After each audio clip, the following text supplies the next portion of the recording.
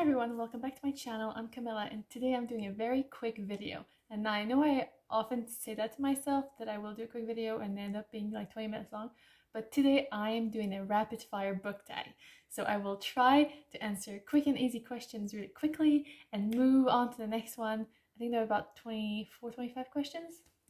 So let's dive right in. First question, ebook or physical book? Definitely physical book. I think nothing beats like having a book, being able to smell it, turn the pages. There's just something about that. But in the last year, I've been reading loads of ebooks and loads of audiobooks. So, I like the easiness of it, like to get your hands on it. I've rediscovered my library and especially all the online resources. Second is paperback or hardback. I 100% prefer paperback. I really dislike the clunkiness of hardbacks. It's just so much nicer. You can easily put it in a bag or, bring it with you, or they're just easier to read in bed and stuff like that. Online or in-store book shopping? I don't think anything comes close to in-store book shopping. I love to walk along the aisles and even put my hand on the book spines and stuff like that. I just love it. Obviously in the last year I haven't been doing much of that. Mostly I haven't been really shopping for non-essential purposes, but I have definitely been doing my fair share of online book shopping, and I've been trying especially to support kind of more local chains, but also independent shops. Trilogies or series? I think I'd have to go with trilogies because I like the confined context of it. There's a clear end. I like that. Now, heroes or villains? I'm a bit of a goody two-shoes and I like rules and stuff like that, so I have to go with heroes. But I do like a complex character, and that includes villains, so I guess for a story to work kind of completely, you'd have to have a good balance of both. A book you want everyone to read? Easy, homegoing, yeah, guessy. Definitely, if you haven't read it, please go and look it up. Recommended underrated book?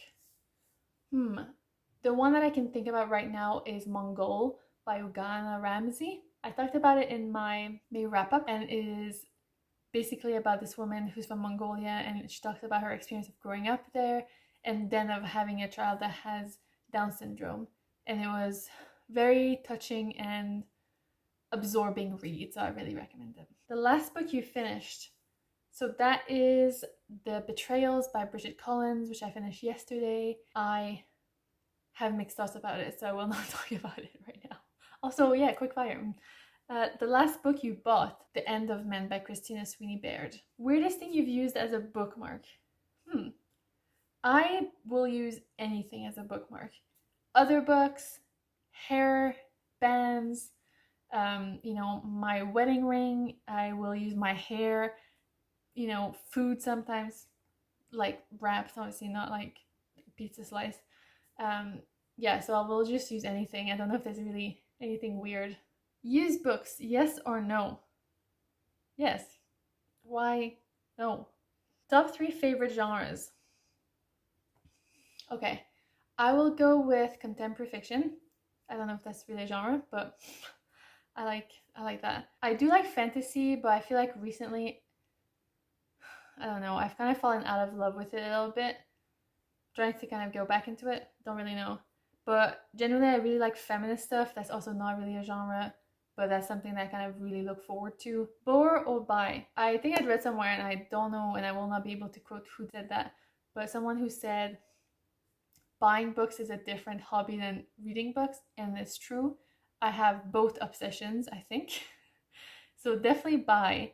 But like I said earlier, I've kind of rediscovered my library kind of usage, so I've been boring loads. Characters or plot? Well, a book with no plot is frustrating, but I will pick characters because I really like a character-based story. And even I find like as a writer, I'm also way more about the character leading the story rather than the plot leading the characters, which is potentially a bit bad. But yeah, I really like strong characters, motivations, and relationships. That's what I'm really into. Long or short books? I used to really like long books, and I love, getting into something and having so much details.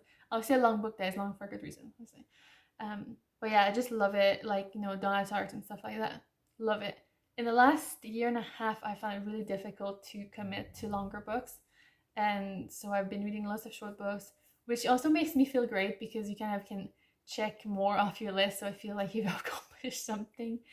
But I guess you have a sense of accomplishment with large books as well, because you've gone through this whole thing. But yeah, so usually long, but right now short. Long or short chapters?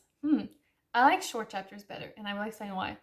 I read a lot at night, and I like to finish reading on a chapter. So sometimes I will like skip ahead and see how many pages I have left. And when it's 15, 20, 30, 50 pages, I'm just like, how is this one chapter? And recently I've been reading Raven Black from the Shetland series by Anne Cleves, and her chapters are all about 10 pages. And I love that because it's kind of like a good structure, and I really like it. You can easily go through, and it's easy to say, oh, one more chapter. But it's also easy to, when you finish one, to be like, okay, I will sleep now. Name the first 3 books you think of. Okay, so the only books I can think about right now are the ones that I've just mentioned. But let's go with something else. On my shelf right there is On Earth We're Briefly Gorgeous by Ocean Wrong, so that's 1. 2, I'm gonna go with The Starless Sea by Erin Morgenstern, which I heard in the video that I was watching a bit earlier.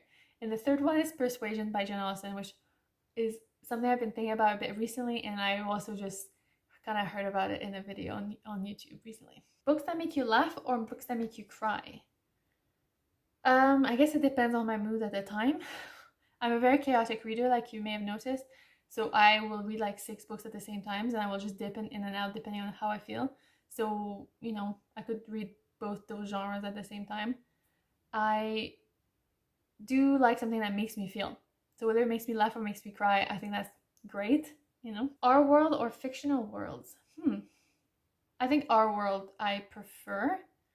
And that includes our world with magic, kind of. I really like fictional worlds as well, like when it comes to like fantasy, but it needs to have been really explained. And sometimes that's why I feel like I disconnect with those books, because I'm reading and it's really frustrating when you don't know what's going on. Audiobooks, yes or no? Yes, definitely. I feel like over the last year I've mostly discovered them, and they're great for like, listening while cooking or, just doing anything. I just love it, and it's a great way to just absorb books while about, because I feel like you can't just always sit down and read. So yeah, I love them. And if you've not tried them, I kind of recommend you start with maybe light reads, or even the nonfiction read by someone that you know, like a celebrity personality or something. Like I really liked Michelle Obama's Becoming last year. That was really good. Do you ever judge a book by its cover? Yes, I do. I'm sorry. Book to movie or book to TV adaptations? Book to TV adaptation, definitely. And that's because I feel like books are they just often have too much world for a 2-hour movie. And with a series, you can really kind of dive into the relationships and the world more.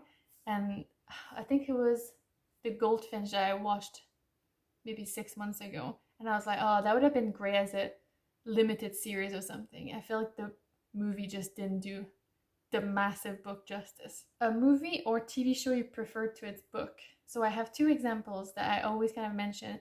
The first one is Stardust by Neil Gaiman. I really like the movie. And the book, I don't know, I felt underdeveloped compared to the movie. I don't know, it was weird. And The Martian, which I thought was very technical read. And the movie, I think Matt Damon did a great job kind of bringing a lot of the emotion that I felt wasn't really present in the book. And the last question is series or standalone? I think I'm going to go with standalone. Although sometimes it's frustrating when you get to the end and there's nothing and you're like, oh, I want more. I still prefer that, I think, to a series. I do like series though. So hard to pick. All right, that's it. That was my rapid fire questions. As it is a tag, I wasn't tagged by anyone, but I've decided to tag a couple of fellow booktubers.